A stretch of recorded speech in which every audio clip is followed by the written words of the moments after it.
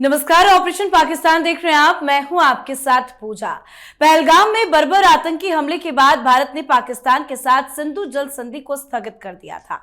इसके बाद से ही भारत सरकार कई हाइड्रो पावर परियोजनाओं के काम में तेजी लाई है।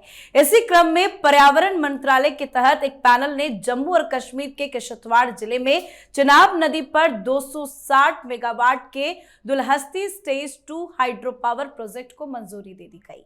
ये कोई मामूली परियोजना नहीं, बल्कि पाकिस्तान के लिए साफ संदेश है कि अब भारत पानी रोकने की धमकी नहीं देता, पानी से नीति बनाता है। तो दूसरी तरफ मुनीर काफी ज्यादा डरे हुए हैं। दरअसल ब्रिटेन के ब्रैडफोर्ड शहर में पाकिस्तानी वाणिज्य दूतावास के बाहर हुए एक प्रदर्शन के दौरान आसिम मुनीर के खिलाफ एक महिला द्वारा दी गई सार्वजनिक धमकी के बाद इस्लामाबाद ने ब्रिटिश सरकार के सामने औपचारिक रूप से आपत्ति दर्ज कराई है।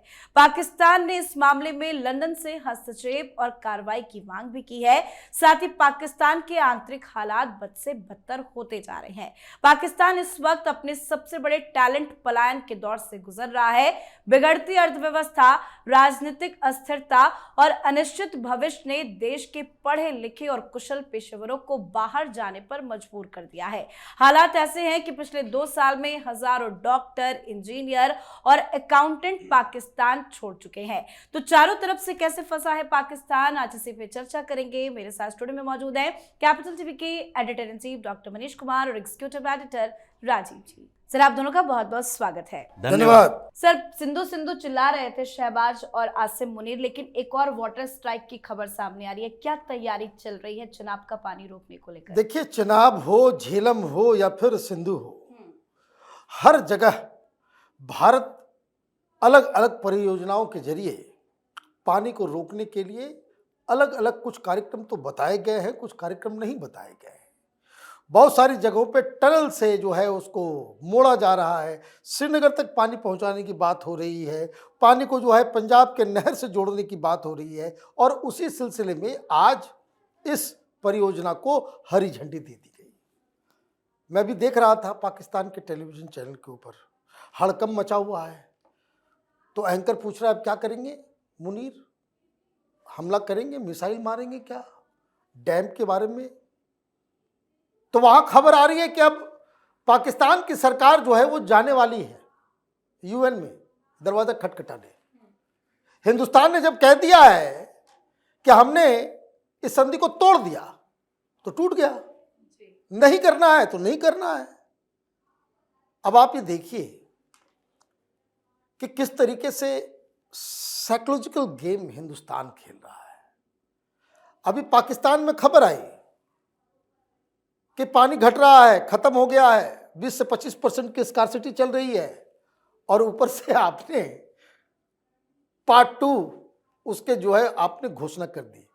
काम चल भी रहा होगा, आप बिना घोषणा किए भी काम कर सकते हैं, लेकिन अब पाकिस्तान के मीडिया में, पाकिस्तान के लोगों के बीच तो अब संदेश चला गया कि हिंदुस्तान अपनी मनमानी कर लेगा, आप कुछ नहीं कर सकोगे, आप लंच करते रहो व्हाइट हाउस में। तो एक बहुत, ये जो अमित शाह ने ऑपरेशन सिंदूर के बाद जो लगातार उस समय जो मीटिंग की थी और ये घोषणा की थी कि हम पाकिस्तान के पानी को रोकेंगे, तो बहुत सारे लोग कह रहे थे कि इम्प्रैक्टिकल है, होगा नहीं, ये हो नहीं सकता है, 10 साल लगेंगे। तो आप देखिए कि सरकार सिर्फ घोषणाएं नहीं कर रही है, बल्कि उसके ऊपर अमल भी हो रहा। और उसका डर भी पाकिस्तान को है, क्योंकि बार बार पाकिस्तान की तरफ से इस तरह के बयान आते हैं कि पानी रोका जा रहा है, कम किया जा रहा है, उसके फ्लो को कम किया जा रहा है। क्या है पाकिस्तान में इस एक्शन को लेकर, वहां पे क्या कुछ चल रहा है? देखिए, जिस तरीके से प्रधानमंत्री मोदी ग्लोबल लीडर तौर पर अगर देखा जाए तो दुनिया में अभी तक इतिहास में जितने बड़े लीडर हुए हैं उन्होंने आपदा को अवसर में बदला है। यही प्रधानमंत्री मोदी बोलते हैं कि आपदा में अवसर की तलाशी करनी चाहिए, और ये तलाश किया गया था कोरोना के समय भी। जब कोरोना से पूरी दुनिया अस्त व्यस्त थी तो उस समय प्रधानमंत्री मोदी ने छूट दी यहाँ के टेक्नोक्रेट को, और R&D इतना बेहतर हुआ कि हम यूरोप के सामने खड़े थे। यूरोप में वैक्सीन नहीं बनी, हमने बना लिया। यही आपदा में अवसर की तलाश प्रधानमंत्री मोदी ने पाकिस्तान के खिलाफ किया है। तुम हमारे खिलाफ लड़ रहे हो तो ठीक है, हम इतने समय के लिए योजनाएं बना रहे हैं कि तुम धीरे धीरे मरोगे और तुम्हें यह महसूस भी नहीं होगा कि कब पाकिस्तान सर्वाइवल के लिए परेशान हो चुका है कि अब करोगे क्या। इसीलिए पिछले दिनों जो अमित शाह की बैठक हुई थी, जिसमें जल शक्ति मंत्री एमबी पाटिल भी थे, इन लोगों की बैठक में उस समय कहा गया था कि हम सिंधु नदी के और उसके ट्रिब्यूटरी जितने हैं उसके पानी का जितना मैक्सिमम यूटिलाइजेशन हो सके, जितना उपयोग हो सके उतना करने की कोशिश करेंगे। उस समय ये खबर नहीं आई थी, लेकिन उन्होंने यही बात की कि आगे क्या करना है, 4 दिन इंतजार करो। 4 दिन के बीच क्या हुआ, 4 दिन में 40 बार पाकिस्तान की तरफ से धमकी आ गई। कभी ये नवाज शरीफ के पार्टी के लीडर कह रहा है नहीं नहीं हम तो मिसाइल छोड़ देंगे, कभी वहां के सेना की तरफ से कोई बयान दिया जा रहा है झेलम का पानी का स्तर नीचे गिर रहा है, वहां 5000 से 3000 क्यूसिक हो गया, उस पर सवाल उठा रहा है। अंतर्राष्ट्रीय संगठनों के पास जा रहा है, वर्ल्ड बैंक के पास जा रहा है, भाई मध्यस्थता करो। और उसी समय एक और परियोजना जो कि इसका स्टेज 1 जो था 2007 में शुरू हुआ, उसमें कहा गया था कि हम आपके पानी का ज़्यादा इस्तेमाल नहीं करेंगे, लेकिन अब ये कहा जा रहा है हम उसी पानी का इस्तेमाल करेंगे। अब करोगे क्या, क्योंकि सिंधु जल समझौता तो सस्पेंड हो चुका है, अब हम उसे मानते ही नहीं। अब तुम जहां जाकर दरवाजा खटखटाते रहो, यूएन में सवाल उठाओ, कोई फर्क नहीं पड़ेगा। इतने दिनों तक भारत ने यही किया, कांग्रेस की सरकारें थी, हम डॉजियर भेजा करते थे, यूएन में जाकर स्पीच देकर चले आया करते थे, कोई कार्रवाई नहीं होती थी। अब कार्रवाई हो रही है, और अब कार्रवाई हो रही है तो पाकिस्तान पर आफतों का पहाड़ है। क्योंकि पिछले कुछ समय से, जो इस बार बारिश के समय में पाकिस्तान और भारत में जो अभी एक रिपोर्ट आई क्लाइमेट चेंज को लेकर कि बाढ़ के कारण $6 बिलियन का नुकसान भारत और पाकिस्तान को हुआ, और पाकिस्तान के अंदर तबाही ऐसी मची कि 70 लाख लोग प्रभावित हुए हैं उससे, वो सड़कों पर घूम रहे हैं, उनके खाने पीने की व्यवस्था नहीं है, क्योंकि बाढ़ ने आधा काम भारत का पूरा कर दिया, धान की फसल बर्बाद कर दी। अब ये जो पानी रोका जा रहा है उसमें अब रबी की फसल के ऊपर स्ट्राइक किया जा रहा है कि तुम अब जाओ सरसों की खेती पंजाब में करो, गेहूं की खेती करो, कैसे करोगे, पानी ही नहीं देंगे। तो इसीलिए पाकिस्तान परेशान है, हर रोज वो नए नए प्रोपेगेंडा शुरू कर रहा है कि नहीं नहीं किसी तरीके से ये पानी नहीं रोका जाए, क्योंकि ये तो हथियारों से भी बड़ा हथियार है।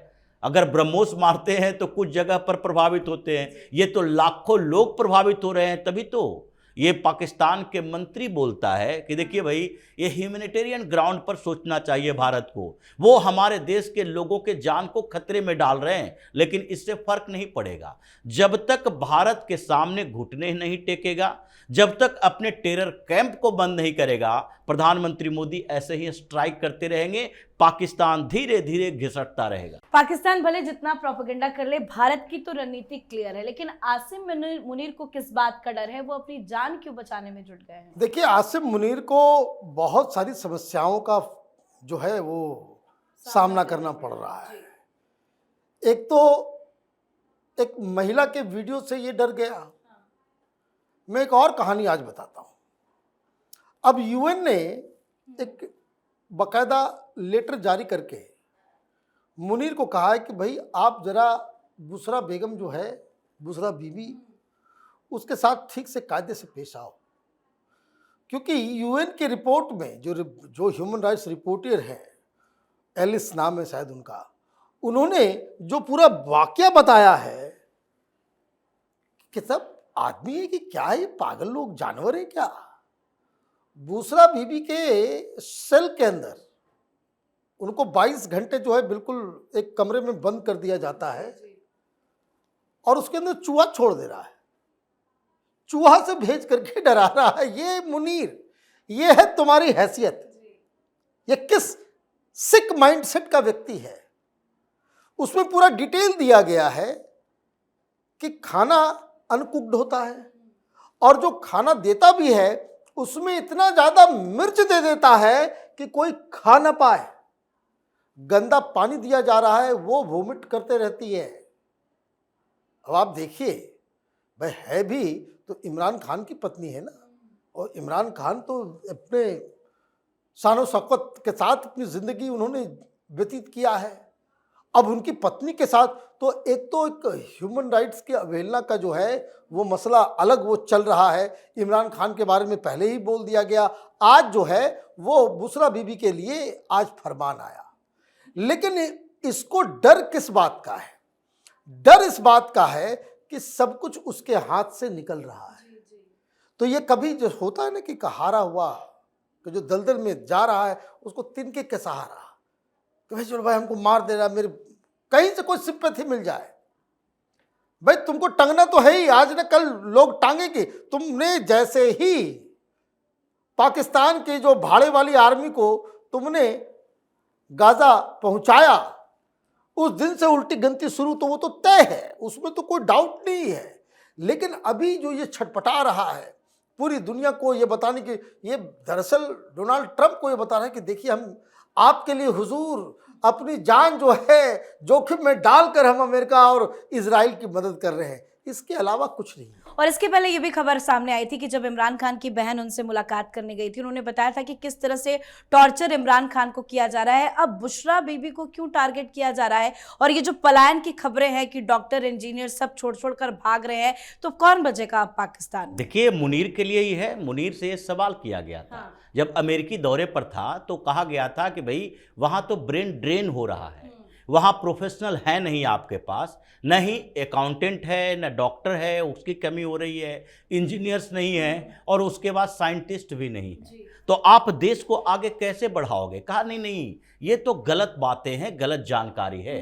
हम ब्रेन ड्रेन नहीं हो रहा, ब्रेन गेन कर रहे हैं। तो ये गेन कर रहे हो कि 13,000 इंजीनियर चले गए एक साल के अंदर, उससे ज़्यादा 16,000 से ज़्यादा डॉक्टर चले गए, अकाउंटेंट्स 5,000 से ज़्यादा चले गए। ये सारा पाकिस्तान की फजीहत को दिखाता है कि वहाँ स्थिति क्या हो रही है जब से मुनीर ने कमान संभाली है। यानी कि स्टेबिलिटी नहीं है, पॉलिटिकल स्टेबिलिटी नहीं होगी, इन्वेस्टमेंट नहीं होगा, और इन लोगों को काम चाहिए। काम कहाँ से मिलेगा जब मल्टीनेशनल कारपोरेशन वहाँ होंगे नहीं, जब अपॉर्चुनिटी नहीं होगी तो ये लोग वहाँ बैठकर कैसे अपना काम चलाएंगे? इसीलिए ये धीरे धीरे निकल रहे हैं। और ये सब खुलासा हो रहा है मुनीर के खिलाफ कि जब से मुनीर ने सत्ता संभाली है, यानी कि ये पॉलिटिकल एस्टेब्लिशमेंट के ऊपर कंट्रोल करके बैठा हुआ है, उस समय से आर्मी वाले हर चीज को देखते हैं, और आर्मी वाले के पास इकोनॉमिस्ट नहीं है। जो पाकिस्तान के हालात है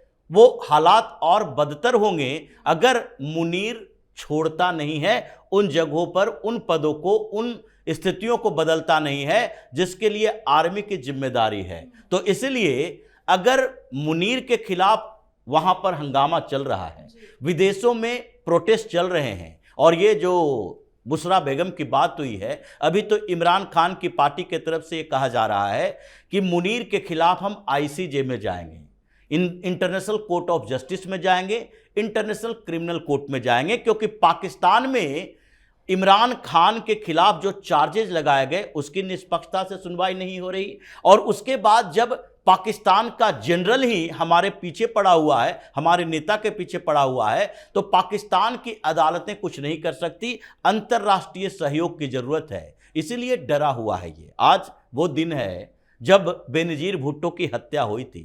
इसी 27 दिसंबर को बेनजीर भुट्टो को उड़ा दिया गया था, और आज पाकिस्तान की स्थिति यह है कि एक धमकी के बाद वो ब्रिटेन की सरकार के ब्रिटिश डिप्टी हाई कमिश्नर को बुलाकर कह रहा है नहीं देखो वहां पर प्रोटेस्ट नहीं होना चाहिए। किसके खिलाफ प्रोटेस्ट है?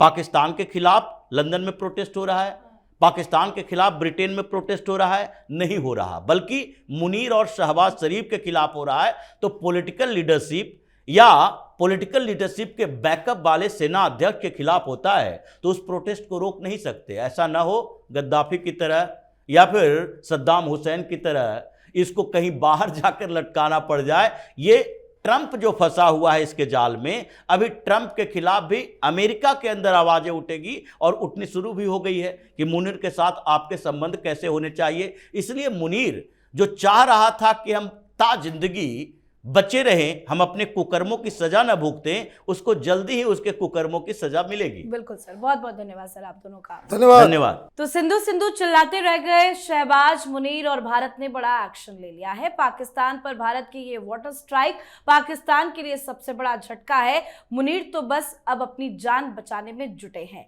साथ ही एक तरफ देश छोड़ता टैलेंट, दूसरी तरफ डूबती अर्थव्यवस्था, तीसरी तरफ सियासी तमाशा और चौथी तरफ फौजी हुक्म। मतलब ना घर का ना घाट का पाकिस्तान रहा है। तो आप भी अपनी राय कमेंट करके लिखिएगा। देखते रहिए कैपिटल टीवी। नमस्कार।